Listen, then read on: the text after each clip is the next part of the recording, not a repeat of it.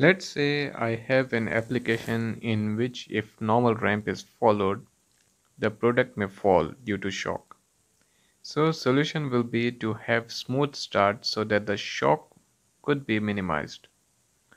Or imagine we are in an elevator and normal ramp is applied, we will feel a little discomfort.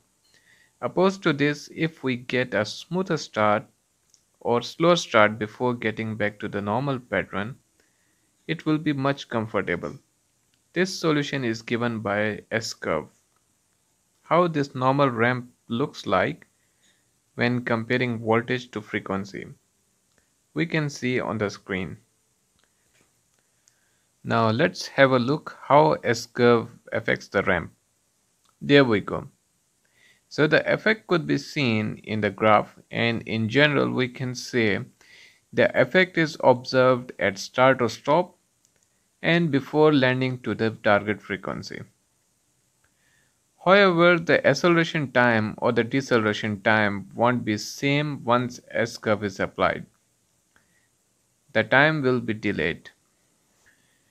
To use S-curve in the VFD, we will first enable it in ADV1 for acceleration and similarly for deceleration in ADV2. Next thing is to determine the effect. In the graph, you can see the effect of each of these parameters. The higher the percentage, the graph differs and more smoothness we get. Let's check practically. I will show both.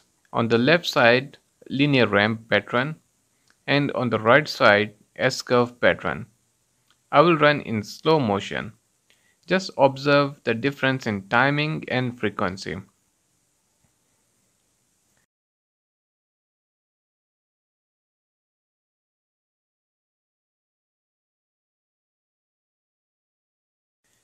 So you see how smoothing looks like.